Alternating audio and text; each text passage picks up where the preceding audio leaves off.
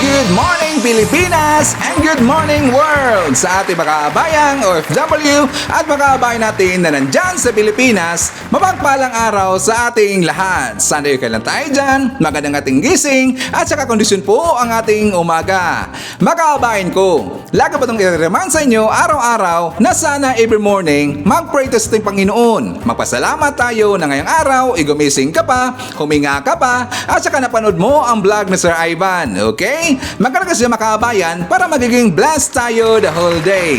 Sa mga nakakapi dyan, sa mga nag-breakfast, sa mga nandyan pa sa kanilang mga trabaho at kagabi pa na po galing sa mga trabaho, welcome dito sa ating panibagong episode, panibagong balitaan dito sa ating channel sa Jarabe TV kung saan makabayan, pag-usapan natin yung mga current event dyan sa Pilipinas, mga nangyayari po sa loob at labas ng politika at pag-usapan rin natin ang mundo po ng showbiz. Workers makabayan, kasama niyo pa rin si Sir Ivan, ang ginawang radyo ng ating makabayan, pero hanggang ngayon ay bulol pa rin. Okay makabayan, pag-uusapan natin ngayong araw yung good news po ni PBBM. Kasi meron akong napansin po na isang event kung saan hindi ito ibinalita po ng mga media makabayan. Mamaya ipapakita natin yan.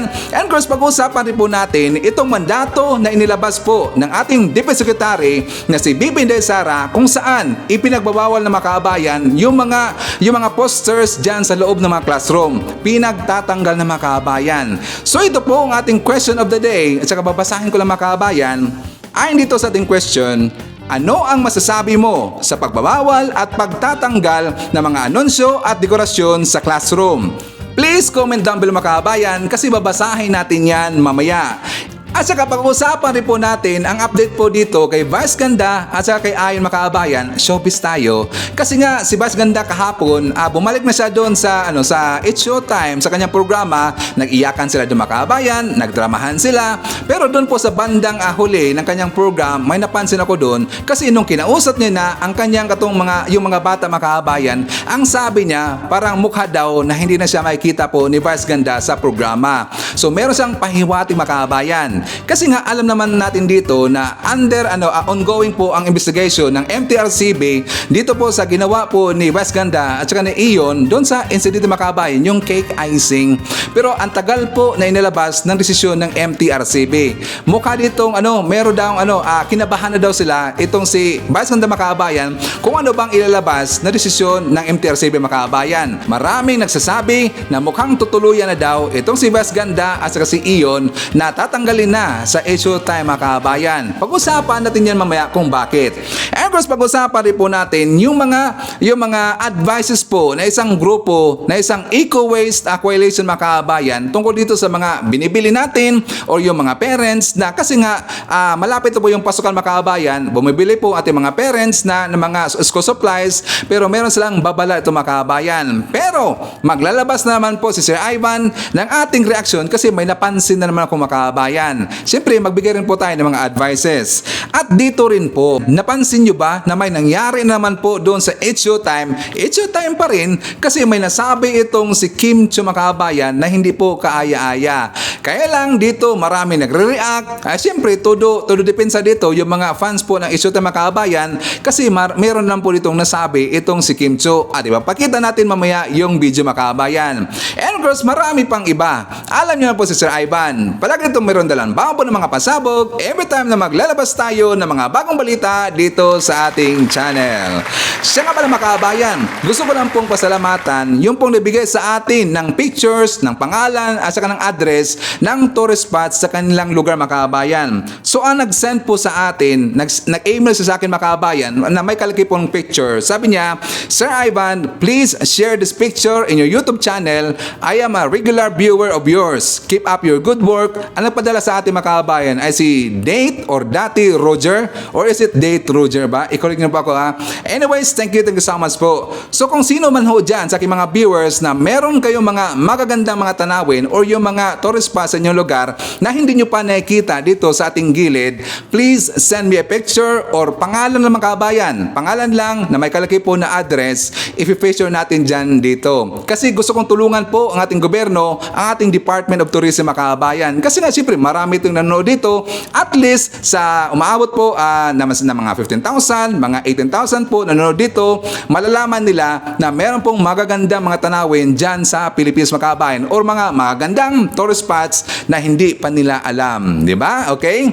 So before tayo mag-start po nating talakayan ng araw makabayan, well, siyempre, i-welcome muna natin po ang ating mga grupo at saka yung mga religious groups na lagi pong nakantabay sa ating ibinabalita dito sa ating channel.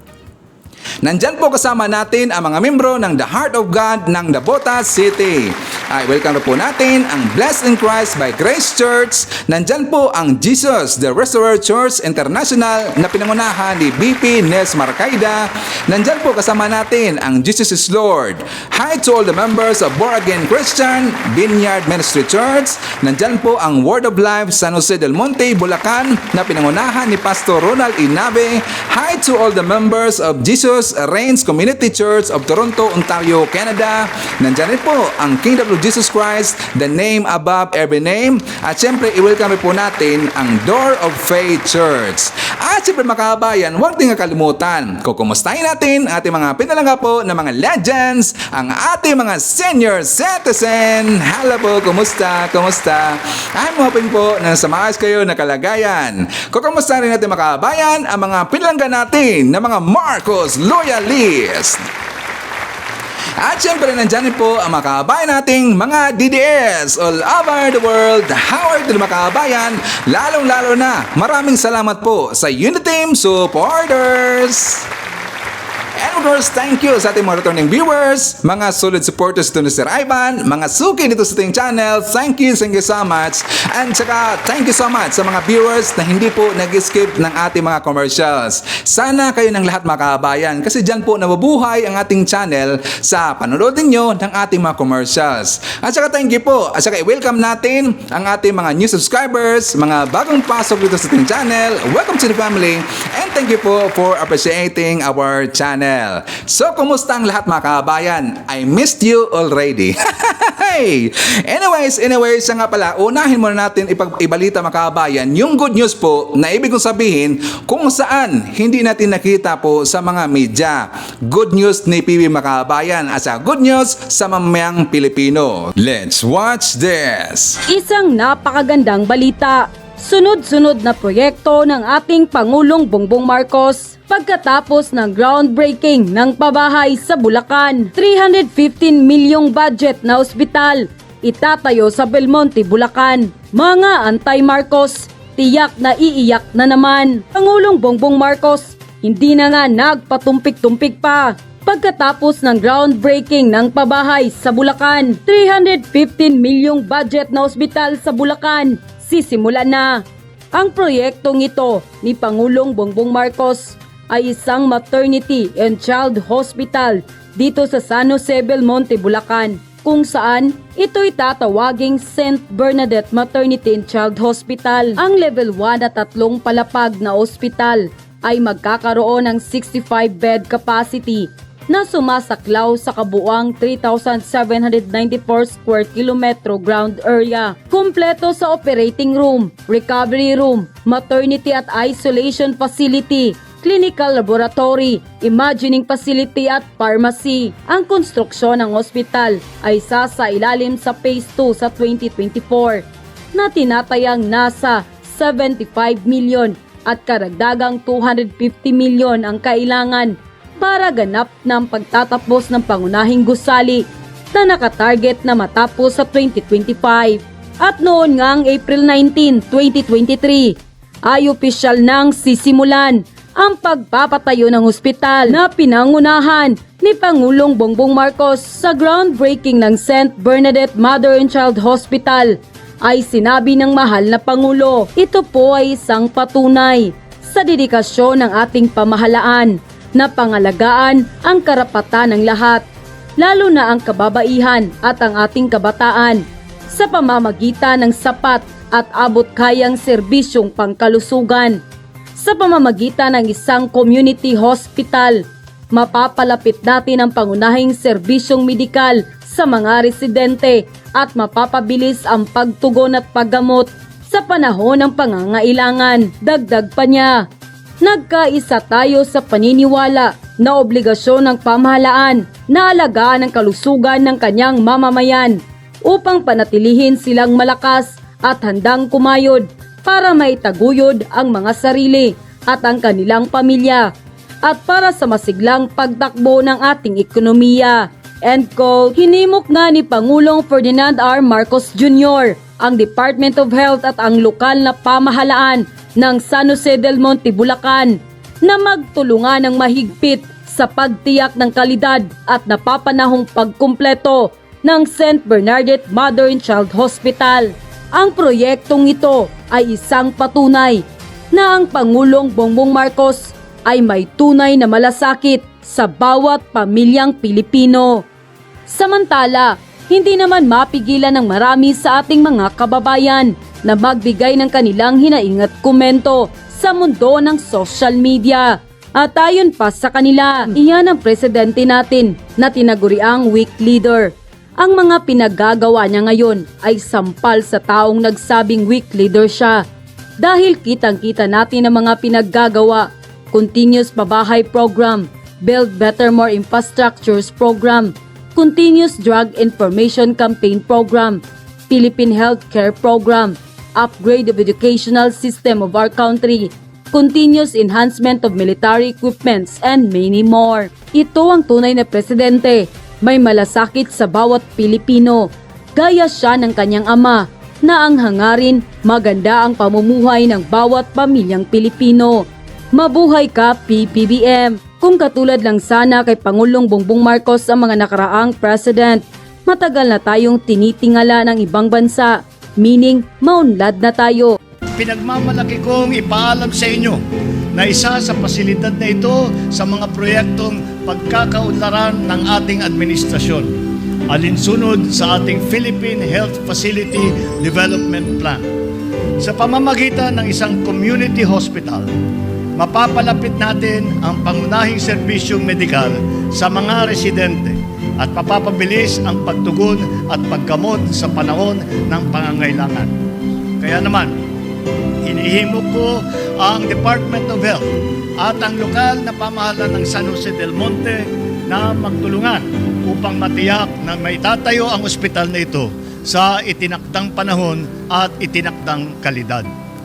Nagkakaisa tayo sa paniniwala na obligasyon ng pamahalaan na alagaan ang kalusugan ng kanyang mamamayan upang panatilihin silang malakas at handang kumayod para maitaguyod ang mga sarili at ang kanilang pamilya at para sa masiglang pagtakbo ng ating ekonomiya. Ngayong araw na ito, malugod ko pong pinahahayag sa inyong lahat ang pagpapasalamat ni Ate Kong Rida sa ating kasama, higit sa lahat sa ating Pangulong Bongbong Marcos na nagbigay daan sa pangarap ng mga taga-barangay Gaya-Gaya at Karatig Barangay. O, di ba mga kabayan? Good news, di ba? So, palapakan naman natin si PBBM. Pero bakit hindi lang nakikita po ng ibang mga loyalista ng mga kabayan, mga piki pala, ng ibang mga tao dyan, mga mamayang Pilipino na binulag po ng ibang mga vlogger mga kabayan, bakit hindi lang nakikita yan? Di ba? Napakaswerte talaga natin na si PBBM po ang naupo ngayon na presidente. Kasi nga, di ba, dumaan tayo doon sa pandemic, nalugmok tayo doon ang panahon na yon, pero at least nakabangon tayo kaagad mga kabayan dahil si PBBM po ang naging presidente. So good job po dito sa Marcos administration. Congratulations po kay PBBM. Thank you PBBM. Pasalamatan natin mga kabayan. Saka palapakan naman natin, okay? So dito tayo sa balita po tungkol sa aking nasagap na tungkol dito sa kay Lini Lutang at saka kay Risa Hontiveros mga kabayan. Kasi meron nga nag-message sa atin na isang solid viewer kung saan ang kanyang pinsan mga kabayan ay direct talaga, membro po ng Akbayan. Siya po dito yung election operator ng Akbayan mga kabayan. So babasahan ko lang po pero hindi natin ipapakita ang kanyang pangalan kasi nga ang kanyang pamilya makabayan nasa politika kasi. So alam naman natin po yung politika napakainit talaga. So sabi niya dito sa kanyang message, "Greetings, I have information to share regarding Lini and Risa Hontiveros group actively campaigning for the upcoming presidential election. Despite my family support for opposing candidates and my cousin's involvement as an election operator for Lini's party Akbayan, we have remained respectful towards each other." So dagdag pa niya makabayan, sabi niya, "Last month, we have a family reunion at wake of our cousin. And my cousin was campaigning already for Lini." So tinanong niya makabayan, sabi niya, "Start ng campaign for BP? Who?" When I asked, "Sinong BP?" He said, "BP Lini." So confirm na si Lini Lutang makabayan. They will start campaigning as early as now for her presidential bet. Abay tatakbo pala bilang presidente makabayan itong si Lini Lutang. Hindi pa rin natuto. Sabi ba dito, "He was dumbcaused and surprised to respond to me quickly because I am PBBM. He was with Akbayan. Just so you know, Dilawan and Pinklawan are now activated. Please do not mention my name." Kasi dapat natin siyang protektahan makabayan. Kasi nga, siyempre, may access tayo doon. Mismo po sa campaign operator po ni Lini Lutang makabayan. Ngayon, last 4 months or I think 5 months ago na ba makabayan, naalala niyo po na meron ako ditong balita kung saan si Sir Ivan, nakapasok kasi ako doon po sa group chat po sa Twitter makabayan, tambayan po ng mga Pinklawan at saka ng mga Dilawan. 'Di ba sinabi ko dito noon na may plano talaga itong may plano sila na si Lini Lutang at saka i-partner niya itong si Risa Hontiveros makabayan. Kasi nga 'di ba lately napakaingay po ni Risa Hontiveros. So plano nilang itandi makabayan. 'Di ba ang plano pa nga noon 2025 election. So maybe decided makabayan, they changed their mind na baka this coming 2028 na. Kaya pala napapansin natin ngayon na puro paipal ngayon si Lini Lutang makabayan sa kanyang Facebook page. At saka noon po, so nagkatotoo. Ang ating narinig ay nagkatotoo na magiging tandem po itong si Lini Lutang at saka si Risa Hontiveros makabayan. Naalala nyo ba na that is 5 days ago na ba makabayan or 4 days ago na meron po ditong balita kung saan si PBM at saka si BP Inday Sara ay sila namintura ho sila doon po sa upuan ng eskwelahan. 'Di ba? Meron silang pininturahan makabayan. 'Di ba? Umatake kaagad itong mga Pinklawan, sinabihan pa nila na paipal daw, yan daw ang gawain daw ng mga trapo ng mga politiko. Pero sila rin naman makabayan, ginagawa rin naman yan. 'Di ba? Like for example, ito, katulad po kay Lini Lutang, angat bangko nga sa kanya makabayan, angat bangko. At saka the other day, meron na ba akong nakita makabayan kung saan nagsama talaga itong si Risa Hontiveros at saka itong si Lini Lutang makabayan kung ano ang ginawa ni PBM at saka ni BP Inday Sara na pintura ng sa makabayan. Ang ginamit nila na pintura ay color blue makabayan. So yun po ang nakita ko dun sa Twitter kung saan sabihin natin ang sabi ito makabayan, parang mga bata lang. Hindi sila nagpatalo kay President Marcos Jr. at BP Sara Duterte na nagpintura din sila sa mga school. So yan nga, ito kasi mga gunggong to makabayan, puro lang gaya-gaya. Kasi nga, sikat ngayon sila si PBM, sikat ngayon sila si BP Inday Sara. Well, siyempre, sila kasi ating mga leader ngayon, so normal lang ho na sikat na makabayan, ginagaya ngayon ng ibang mga politiko. So yan po ang ginawa ngayon ni Lini Lutang at saka ni Risa Hontiveros. So probably, mukhang confirm po ang ating puting ahas na nagsabi sa ating mga kabayan na itong si Lutang at saka si Risa Hontiveros ay active sila ngayon sa pangampanya para sa darating po na 2028 presidential election. Ngayon, dahil nga mukhang may napansin ako mga kabayan at marami rin po nakapansin dito, 'di ba? Namintura sila ng color blue mga kabayan. So, sunod-sunod ngayon for how many days, puro color blue ngayon ang kanilang sinusuot mga kabayan. So which means marami nagsasabi po na iba rin na mga political analyst mukhang color blue ang dadalhin ngayon na color po ni Risa Hontiveros at saka ni Lini Lutang makabayan. Color blue na. So ibig sabihin yan, napakabaho na yung color pink makabayan. Mukhang iniwan na yung color pink at lilipat sila sa color blue. Pero hindi pa rin yan na makabayan, malas pa rin yung color blue. Bakit Sir Ivan? Siyempre ginamit ho yan, iskon yan makabayan. Galing ho yan kay Isko, ngayon gagamitin po ni Lini Lutang, well matatalo pa rin yan makabayan. So magiging Iskonlawan? Sakto ba? Iskonlawan or Lini Talunan? Or Blue Lawan? Yan bang pangalan mga bagay ba? Ang OA ni Sir Ivan. Well anyways, bakit nga pala ginagawa lang ngayon mga kabayan? Napansin ba natin or meron ba kayong idea kung bakit sunod-sunod ngayon na umiingay si Linulutang at saka si Hahon Tiberos mga kabayan?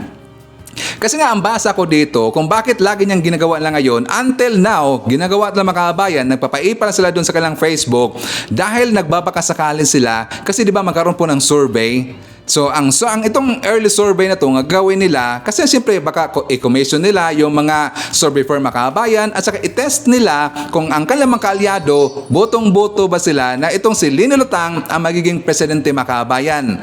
Nagets niyo ba Sir Ivan? So probably, most likely, how many weeks from now or maybe days from now, magkakaroon talaga yan ng survey mga kabayan para sa presidential bet ng mga Pinklawan at saka ng Dilawan. Well anyways, blue na pala sila no. So hindi na sila Pinklawan, hindi na sila Dilawan. So ano bang tawag sa kanila? Blue Lawan? Ngayon mga kabayan, meron ding nasagap na balita si Sir Ivan at saka marami talagang nasasabi nito, hindi lang po ako, na kapag hindi daw matutuloy itong si Lini Lutang mga kabayan, kasi nga baka mangyari po sa kanilang gagawing survey ay matatalo pa rin, hindi maganda ang survey rating po ni Lini Lutang para sa kanila po sa presidential bet sa darating po na 2028. Itong si Senator Raffy Tulfo ang susuportahan po ng mga Pinklawan at saka ng Dilawan mga kabayan.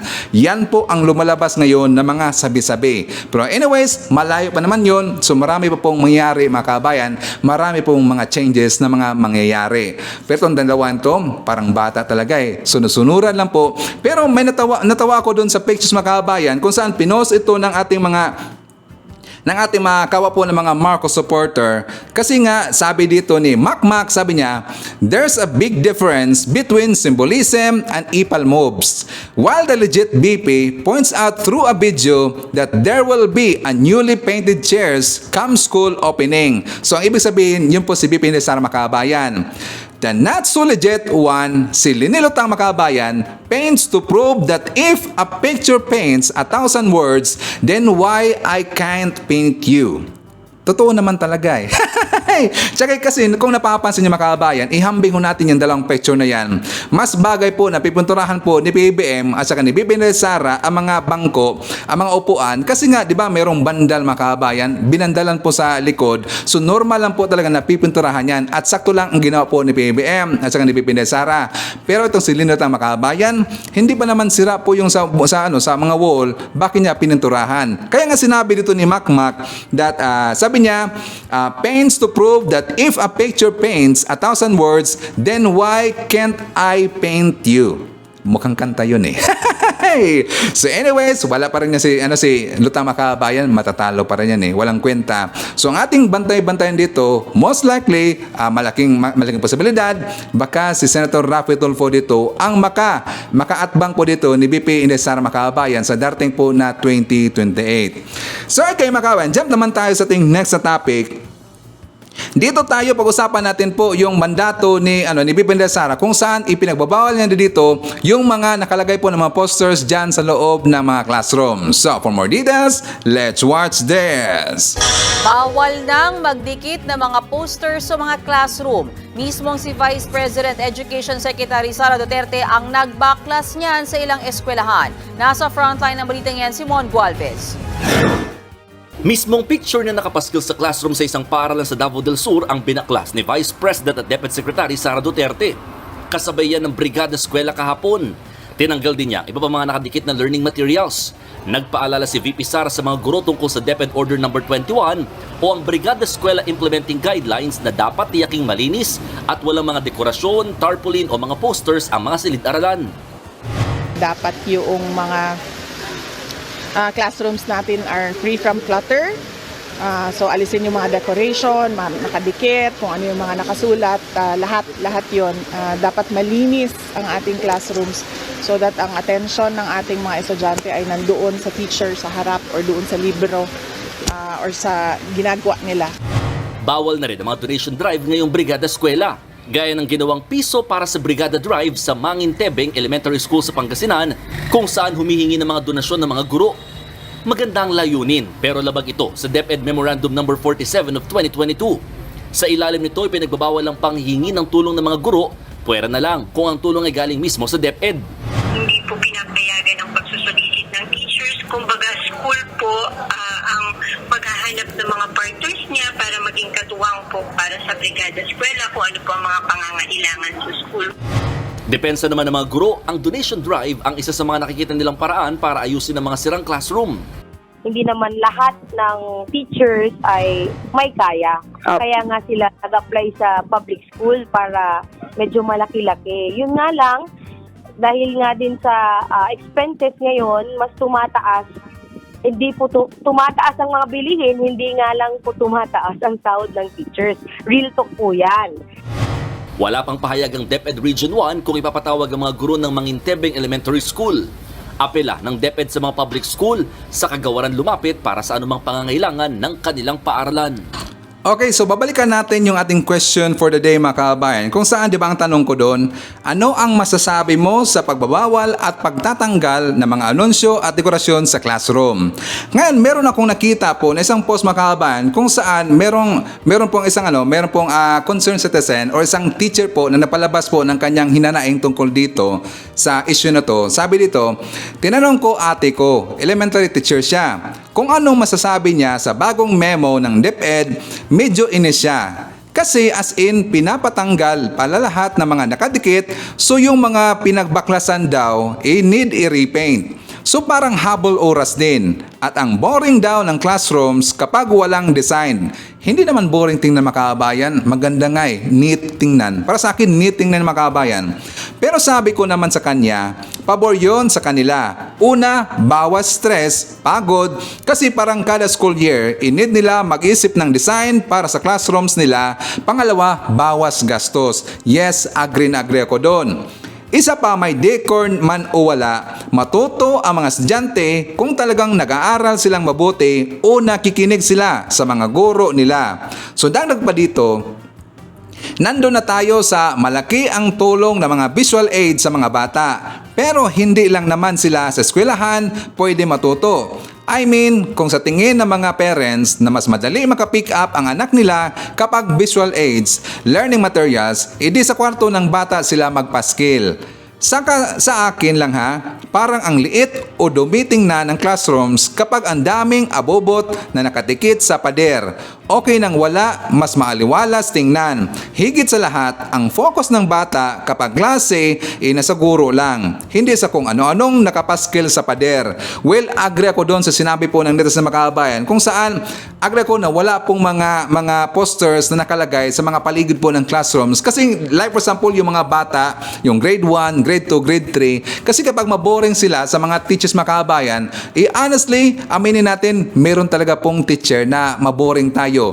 Ako nga noon makabayan, meron talaga mabuboring si Sir Ivan. Kaya ang ginagawa ko makabayan, pag ganun-ganun na lang ako, patingin-tingin sa mga wall, sa mga gilid, mas ma-enjoy ko pa tingnan yung gilid makabayan. Kasi nga, simple si Sir Ivan, maboring ho ako. So yan din po ang feelings ng ibang mga bata makabayan at siyempre, experience natin yan, di ba? So for me, agree na agree ako na wala po mga posters na nakadikit po sa mga walls sa eskwelahan or sa mga classroom makabayan. So before tayo mag-jump po sa ating next topic, i-shout out muna natin ating mga silent viewers, at yung mga viewers po na hindi nag-skip ng ating mga advertisements. Nandiyan kasama natin si Mama Iti Baisa, Marcos Hernandez from North Carolina, USA. Hi to Axel Roses or simply Tukis Vlog. Hi to Corodo Aikida. Nandiyan rin po si Lemuel Pasco. Hi to ME. Hi to Leonardo Celiero, Lynn Gonzalez, Edgar Canonigo. Hi to Josephine Martinez, Julian Hasmin at Dayday. I-shout out rin po natin si Olivia Lupiga Lake from UK. Hi to Emily Timaho, Princess Labra, Estrella Santino, Maria Milaceplon, Milagros Derilo, Julian Sebelieja. Hi to Teresita Tomaliwan, Rosario Estoche, Nonoy Florin Hills. Hi to Army Lagaso from Sacramento, Ryan Newby from Virginia, USA. I-shout out rin po natin si Edna Niket from UK. UK, and hi to Rolando Ulay Diaz Agpawa, Jillian Quezon, and hi to Angelita Holsinger. Okay mga kabayan, dito tayo po sa babala na isang grupo, itong grupo po na Eco Waste Coalition mga kabayan, kung saan meron silang ibinigay ito na advices kung paano daw natin malaman na merong problema, merong toxic material yung binibili natin ng mga school supplies mga kabayan. So ito po ay dagdag kaalaman para sa ating lahat. So for more details, let's watch this. Sa mga magulang dyan, naghahanap ba kayo ng mas murang school supplies na gagamitin ng inyong mga anak ngayong pasukan? Abay, ingat din po dahil baka may mga sangkap yan na posibleng makasaba sa mga bata. May ulat si Gabi Natividad. Mahigit isang linggo na lang ay balik eskwela na. Kaya naman hindi nakakapagtaka kung dagsana ang maraming magulang na namimili ng school supplies para sa kanilang mga anak. Kasabay nito, nagpaalala ang isang organisasyon laban sa labis na lead component o polyvinyl chloride o PVC na maaaring laman ng ilan sa mga gamit sa paaralan. Ayon kay Dr. Luis Apostol ng Eco Waste Coalition, ang mataas na lead content ay nagdudulot ng matinding pinsala sa utak, lalo na sa mga bata at mga buntis. Yung lead, nabanggit natin, pampatingkad yan, no, nilalagay sa pintura. Pero ang lead ay isang tinatawag na neurotoxicant. Ibig sabihin, tinatarget at napipinsala niya ang utak. At nakakabahala ang lead, lalong-lalo na sa mga kabataan or sa mga very small kids kung saan yung brain nila ay nagde-develop pa. Ayon na rin sa mga pag-aaral, kapag na-expose yung mga very young kids or kahit yung mga nanay na nagbubuntis sa mataas na levels ng lead, maaari daw itong makapagpababa ng IQ. Kaya naman payo nila sa mga magulang, i-check kung may mataas na level ng PVC o lead ang mga gamit tulad ng mga water jug, pencil case, plastic folders at marami pang iba. Kung walang label ang produkto o di kaya'y nasa ibang lengguwahe ang nakadikit, pumili na lang ng iba kahit pa mas mura ito. Dagdag pa nila, tignan muna kung nasa tamang edad na ang mga bata para sa mga school supplies. May mga gamit kasi na hindi pa pwede para sa mga murang edad. Kung may matinding amoy naman ng plastik ang gamit, inaabisuhan ng publiko na ibilad muna ito sa araw o pahanginan muna. Hindi yung gagamitin mo agad, no? Pahanginan, ibilad sa araw, no? Para at least yung mga, marami kasi sa mga chemical na ito ay nawawala naman or nagdi-disperse sa hangin, no? Samantala, sa Divisoria, nakilala ng PTV ang inang si Mary Joy na aminadong hindi pa nasisilip ang ilan sa mga nabiling school supplies. Late na rin daw kasi nagbigay ng listahan ng mga bibilhin ang teacher. Kung saan lang po ako makamura, yun na lang po yung binili ko eh. Kasi sa sobrang mahal po ngayon ng bilihin, ang hirap po talaga maghanap. Tsaka naghahabol po kami. Si Annabel naman, hindi rin na-check kung mataas ang PVC ng mga nakuhang gamit. Pero batid naman niya na napakahalaga na masiguro na ligtas ang mga gagamitin ng mga bata ngayong pasukan. Yung sa PVC, hindi ko na na-check eh. Pero bag na lang ang bibilin ko kasi nakabili na ako ng mga notebook. Siyempre, para hindi nakakasama sa mga bata dahil sila ang gagamit eh. Kaya kailangan aware tayo sa kung ano yung mga sangkap na nandun. Nagtataka lang kung makabayan, bakit puro nila nababanggit yung Divisoria? Divisoria lang ba talaga yung bilihan po ng mga school supplies makabayan? Divisoria lang ba talaga? Di ba meron po sa mga malls, meron na po mga stores po, mga single stores na malaki na mga school supplies mga kabayan. Di ba meron po? At saka lahat po ng mga binabanggit niya mga kabayan, nagamit ho yan ni Sir Ivan noon. Wala namang problema. Like for example, ang lapis mga kabayan. Alam niyo ba yung lapis merong lid ho yan? Pero bakit wala namang problema? Okay naman ang IQ ni Sir Ivan. Di ba? Pero bakit nila sinisingle out ito ang Divisoria? How about ganito lang po ang kailangan gawin mga kabayan? Sana ang mag-confirm dito yung government. Hindi po lang po yung grupo na yan, yung Eco Waste po Coalition mga kabayan. Like for example, ang gagawin niya, kukuha siya ng mga sample po sa mga iba't iba na mga stores at saka ipapatingin nila dun sa gobyerno natin mga kabayan kasi kayang-kaya naman lang matingnan yan. So dapat pangalanan dito yung mga brands. Dapat gano'n lang mga kabayan. Hindi dapat yung itong lugar na to, Divisoria, mag-ingat kayo dito. Pati rin po dapat sa mga malls. Bakit hindi na kayang gawin niya mga kabayan? Bakit dito na sila nakafocus sa Divisoria? Kasi nga mas mura dyan sa Divisoria mga kabayan. At bakit rin hindi na kayang papangalanan yung mga brands? Baka kasi makasuhan ng mga kabayan. Ganun po yun. Hindi ko lang alam, hindi ko lang sure. Kasi hindi naman kasi nila binabanggit yung mga brands. Di ba sabi lang, itong gamit na to, itong school supplies na to ay may mataas po na toxic material. Bakit ayaw nilang pangalanan yung brand mga kabayan? Dahil makakasuhan sila. O, di ba? So anyways, jump naman tayo sa ating next topic mga kabayan. Dito tayo po sa issue ni Kim Chiu, kung saan meron merong segment doon sa issue ng mga kabayan, yung tawag ng tanghalan, yung kantahan po. Ngayon, nang tinanong na po, in-interview po ni Ami Perez, ni Kim Chiu, at saka ni Bong Navarro, yung contest ng mga kabayan, maganda naman kasi yung boses, at saka maganda yung kanyang vibration po during siya kakanta mga kabayan, maganda naman talaga. Ngayon, may nasabi itong si Kim Chiu kung saan lahat talaga napahiya mga kabayan. Pati nga si Bong Navarro parang nagulat kasi alam nila baka matatawag naman sa dito sa MTRCB kasi nabanggit niya ang pangalan po ng vibrator mga kabayan. Na instead na vibrato, di ba vibrato ang tawag niyan or vibration po dito sa ating dito sa area na to, di ba vibrato ang tawag niyan? Vibrator kasi ang na-mention po dito ni Kim Chiu mga kabayan. So marami nagulat, pati nga si Bong Navarro, pero in-insert nila kagad mga kabayan at saka kinurek agad dito ni Ami Perez. Pero for me, mukha yatang honest mistake ang nangyari mga kabayan kasi hindi po alam siguro ni Kim Chiu ang pangalan po or anong term na gagamitin doon mga kabayan. Instead na vibrato or vibration, vibrator ang kanyang na-mention mga kabayan. So para meron tong ebidensya, ipaparinig ko sa inyo yung video. Ayaw ko lang i-play mga kabayan kasi nga ABS-CBN makapiright tayo. So for more details, let's hear this. Ano po kayo nagko-contest tayo? Sumasali sa mga contest, mga ganito? Sa amin. Bari-bari. Announcer po ba kayo? Ang ganda po ng vibrator ng boses. Radio announcer. Vibration ng boses. Vibration ng boses. Vibrato. Yes, yung pag-vibrate. Yes. At least nakorek agad ni Ami Perez at saka ni Bong Navarro mga kabayan. Pero I think that is only a honest mistake. Pero ang problema kasi dito, umingay kagad niya mga kabayan. Bakit? Siyempre sinakyan kagad ng mga anti-It's Showtime, yung mga ayaw po sa grupo nila ni Ion Perez at saka ni Vice Ganda. Sila po dito yung nagpapa-viral niyan mga kabayan. Almost nag-number 2 na yata doon sa Twitter, yung video na yan, dahil nga sa vibrator. Alam nyo ba yung vibrator mga kabayan? Or ano ba yung vibrator? Mukhang hindi alam na Sir Ivan. Mukhang alam yan sa mga babae. Anyways, bago tayo mag-jump sa ating next topic mga kabayan, papangalanan muna natin, shout muna natin si Ma'am Layla JSB. Nandyan rin po si Guadalupe Marquez from New York City.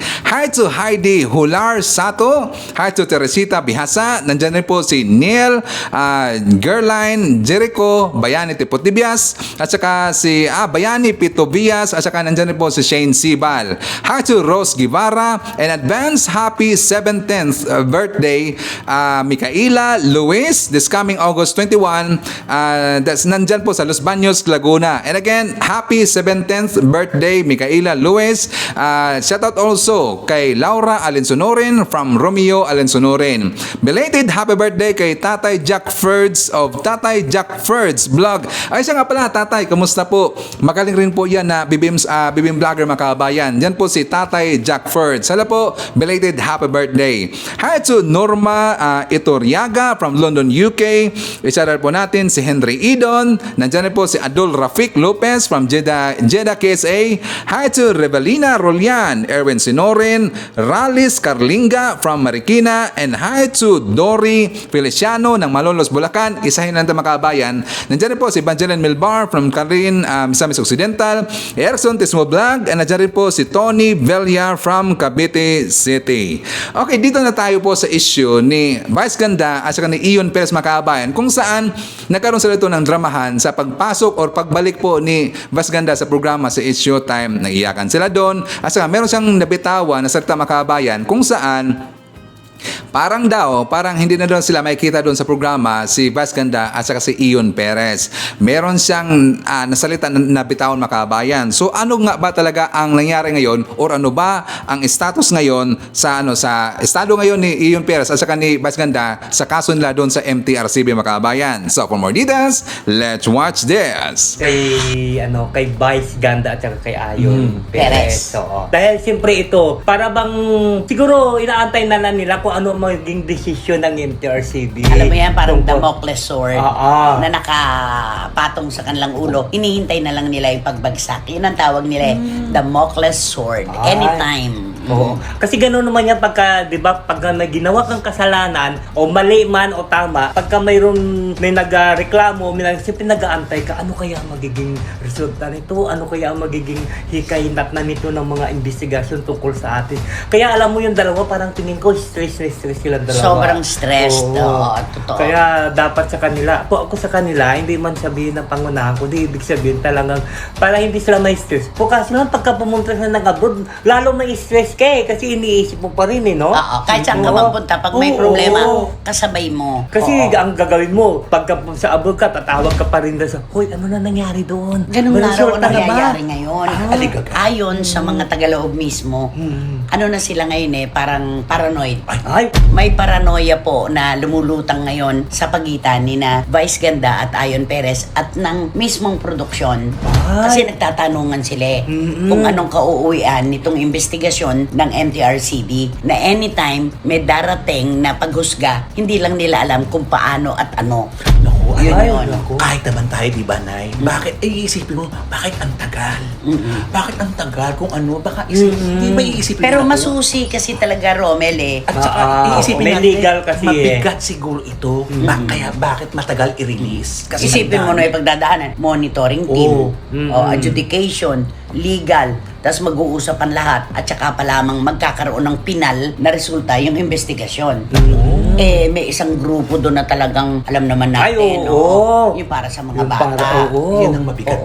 Parang meron daw nagsabi na kapag pinabayaan nila yung aspeto ng mga bata na kasama on air ni na Ayon at Vice nung mga panahong iyon ay parang mawawalan ng halaga yung inilalaban ng MTRCB na parental guidance.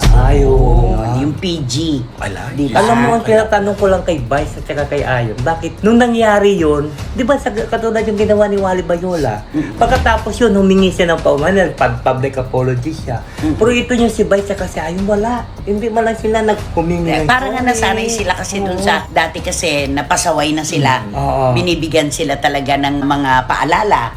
May warning. Kaso wala namang natutuloy. So akala nila siguro just like that.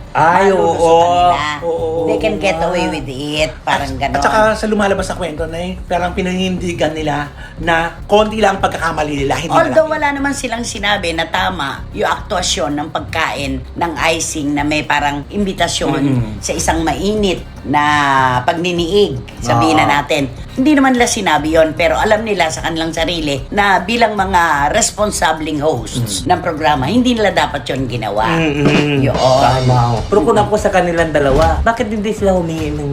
Late na Wendell. Yung kay Wally, naganap ngayon, after one day, sa third day, humingi na siya ng paumanhin sa publiko. So, hindi na ano ito, no? Kaya nga interpretasyon ng mga kababayan natin, yung kay Wally hindi sadya, aksidente. Yung kay Vice at kay Ayon, parang ipinagmalaki. Parang ganon.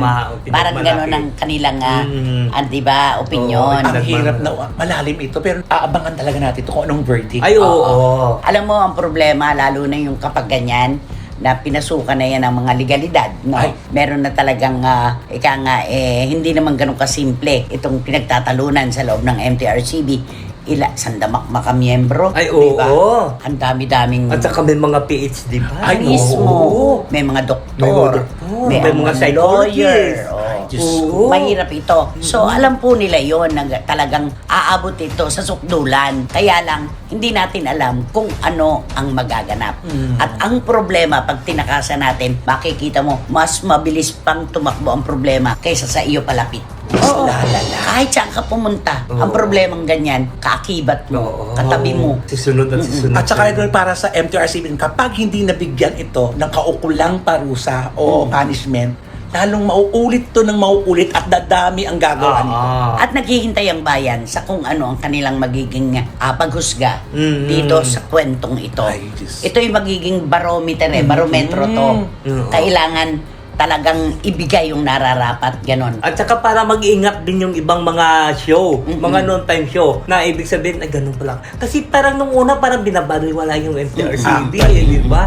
At hindi lang daw si Wala Vice naman at saka yun. si Ayon ang talagang na-stress ngayon. Pati mga kasamahan pa nilang mga hosts at ang produksyon. Isipin mo naman sa panahong ito, kung sakali po, ito po ay inuunahan po namin yung takbo ng panahon. Kung sakali po, napapasok talaga yung verdict ng kanselasyon, ang daming mawawala ng trabaho. Ay, oo.